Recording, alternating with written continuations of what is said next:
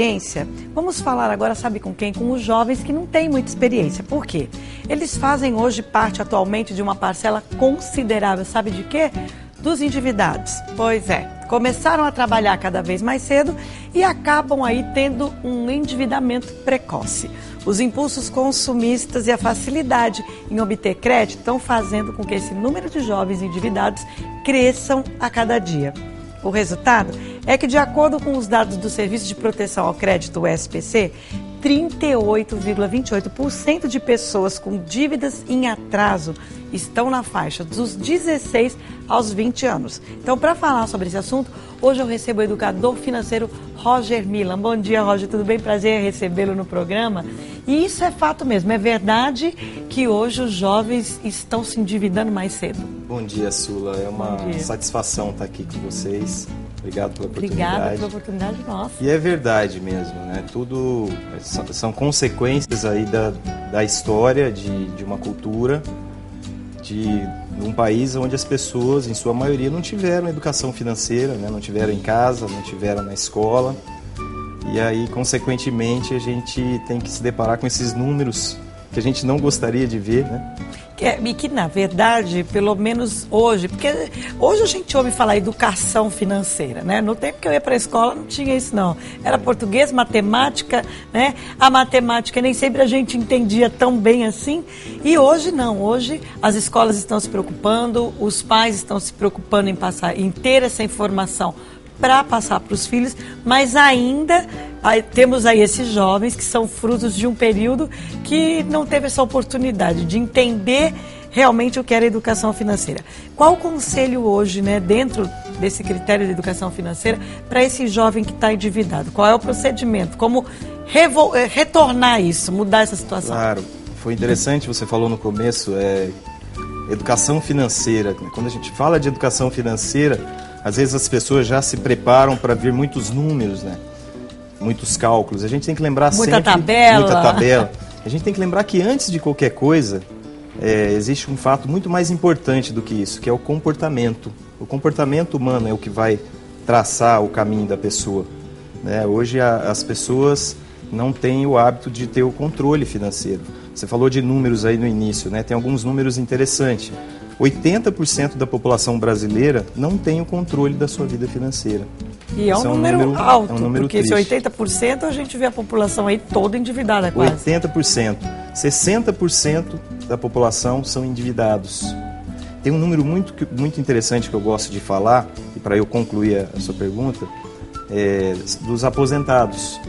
Hoje, segundo a pesquisa do IBGE, 46% dos aposentados dependem de parentes, 28% dependem de caridade, 25% são obrigados a trabalhar e somente 1%, Sula, são independentes financeiramente. Porque não pensaram lá atrás, é isso? Exatamente, por isso que eu falei essa pesquisa. Não tiveram um orçamento equilibrado ao longo dos anos. São jovens lá de 20 anos atrás, de 30 anos atrás, que não tiveram esse caminho, não tiveram educação financeira, não tiveram planejamento.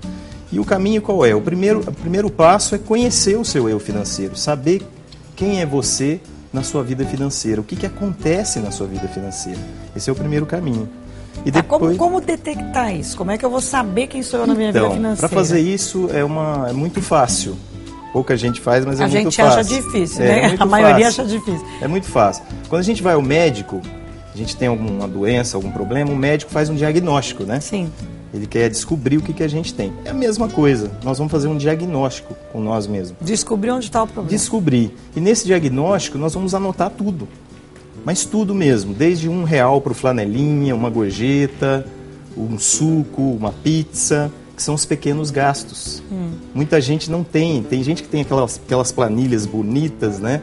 Coloridas, colocam lá despesas. Vermelhinho, compras, azulzinho, tudo verdinho. Bonitinho. E aí quando você vai olhar a planilha, no fim do mês não dá certo. Não tem os pequenos gastos e não tem uma coisa que é a mais importante de todos, são sonhos. Né? A maioria das pessoas trabalha, vive para pagar conta, mas esquece que ela veio ao mundo para realizar sonhos. Então esse é o segundo passo, depois de conhecer o meu eu financeiro, traçar os meus sonhos, né? Determinar quais são os sonhos, descobrir quanto custa cada sonho, e particionar em 3 tipos de sonho: pequeno, curto, médio e longo prazo. Tá. O jovem, como que ele vai ser educado, então, para que ele... Então, ele vai ter que priorizar o sonho, na verdade. O que acontece hoje, Sula? A maioria das pessoas sonham, mas poucos realizam, né? Por quê? Porque sonham a esmo. Elas não direcionam, elas não determinam o sonho. Elas não descobrem quanto custa esse sonho, se é um sonho material. Bom, se é um sonho, por exemplo, para o jovem, o sonho de ser médico, de ser engenheiro, da faculdade. Então, se ele não é um jovem que ele tem a oportunidade dos pais poderem patrocinar isso, ele vai ter que, ele mesmo, bancar esse sonho. Exatamente. Então, isso vai ter que começar com uma programação muito cedo. Isso, depois que ele conheceu o eu financeiro, ele sabe para onde vai o dinheiro, ele começa a ficar mais seguro, ele vai aprender os passos para ele reter dinheiro para realizar e conquistar os sonhos. Aquele dinheirinho do extra, olha, eu dou, todo dia eu tomo um cafezinho na rua, vou tomar um cafezinho antes de sair de casa e economizo o dinheiro do cafezinho, R$3, né? Então aquele dinheirinho, ele é o dinheirinho que vai pro porquinho. Pode parecer, pro cofrinho. Pode parecer até ingênuo falar isso, mas os pequenos gastos fazem a grande diferença. Qual é a prioridade da sua vida nesse momento, né? Então é saber falar para mim mesmo assim, eu quero, eu preciso. Isso é muito importante.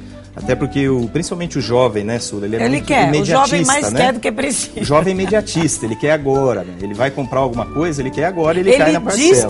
Ele diz que precisa, mas na verdade ele quer. Né? Ele quer agora. Tanto. Então, se tem uma bicicleta, se tem um computador lá que está na promoção, ele quer agora. Ele vai lá e entra na parcelinha, o salarinho dele fica pagando parcelinha com juros. Ao invés de ele fazer o caminho ao contrário, né? De ele ter paciência, ter tolerância, guardar. Né? Eu gosto muito do exemplo da bicicleta. Eu queria até um exemplo da história do autor do livro, que nós vamos falar daqui a pouco. Ele guardou, a bicicleta custava R$100, ele guardou R$10, em 10 meses ele juntou R$100. Ele foi lá e ele não pagou R$100 na bicicleta, ele pagou 80. Porque aí dá para chorar. Ele conseguiu um desconto porque ele tinha o poder do dinheiro à vista. E esses R$20 ele canalizou para outros sonhos. Aí é a reeducação, né? Não é mais educação financeira, na verdade, a maioria hoje precisa de reeducação. Exatamente. Né? Para que, como a gente faz uma reeducação alimentar, tem que fazer no bolsinho também. Exatamente. E tem uma situação muito importante nessa história toda também. O tal do status. Tem que tomar muito cuidado com o status. O status custa caro. O status tem várias definições, mas tem uma que eu gosto muito. Que é o quê? O que é status? É comprar aquilo que você não pode, com dinheiro que você não tem, para mostrar para quem você não conhece aquilo que você não é. Arrasou. Aí ficou muito claro. Então, né? Muitas pessoas, eu mostro nas nossas palestras, essa frase sobre o status, muitas pessoas caem na real ali, muitas pessoas, foi até divisor de águas ali, né? Então é viver muito o ter supérfluo, imediatista, e esquecer de viver o ser, a importância do ser. Vamos repetir isso que eu gostei para você memorizar, né? Então, como é que é a definição? O status, vamos lá. Status é comprar aquilo que você não pode, com o dinheiro que você não tem, para mostrar para quem você não conhece a pessoa que você não é. Gente, fantástico isso, não é? Fantástico porque você não precisa de nada disso, não é verdade? Não precisa. É a questão realmente entre o ter e o ser. Né? Pode ser tudo muito... Eu tenho uma coisa que eu falo normalmente, é simples assim, gente, né? Tudo muito mais simples. E o imediatismo traz muito essa situação do status, né? A pessoa quer, ela viu um amigo comprou, então ela quer adquirir também. E nesse momento é muito importante fazer aquela perguntinha. Eu quero ou eu preciso? Né? É necessário ou é supérfluo? Isso é muito importante também para aprender, para se educar e se reeducar financeiramente. E aplicar isso no seu dia a dia, porque é muito bacana você estar ouvindo, olha, que bom, vou pegar essa dica, mas assim, aplicar essas dicas que você está nos dando, que os livros trazem, né? Claro. E que o curso, a palestra, não adianta ir na palestra, sai da palestra todo motivado e dali 2 dias já deixou de lado. Não, é colocar isso dentro de você e permanecer firme. Eu vou resumir em 4 passos, bem rapidinho. Primeiro passo. Conheça o seu eu financeiro, é fazer o diagnóstico de você. Você vai descobrir o que você gasta, para onde vai o dinheiro. Segundo, você tem que ter sonhos.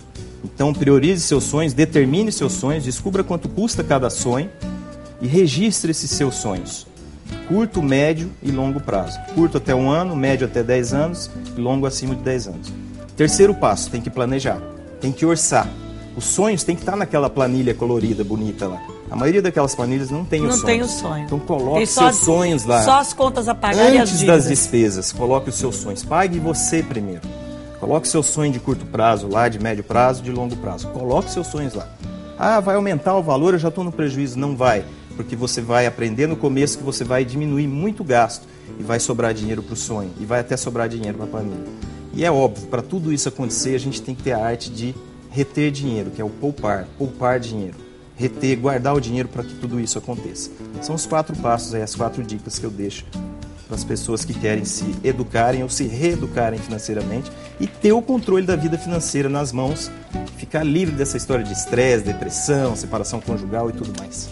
Porque uma coisa vai puxando a outra, né? A falta do dinheiro já vai para a depressão, que depois chega na separação e vira uma bagunça danada. Exatamente. Aqui a gente tem um livro, Livre-se das Dívidas. Já é um bom começo, né? Porque para você aplicar tudo isso que você falou, primeiro tem que estar livre das dívidas. Claro, né? Esse é um dos livros do nosso querido mestre Reinaldo Domingos, nosso né? querido amigo sempre aqui no programa Eu também. até indico sempre que leiam até primeiro Terapia Financeira. Tem uma ordem que ajuda. Primeiro leiam, Terapia Financeira. Leiam sempre o Terapia. O Terapia é o carro-chefe, é um best-seller, um dos livros mais vendidos do Brasil, agora no ano que passou e continua.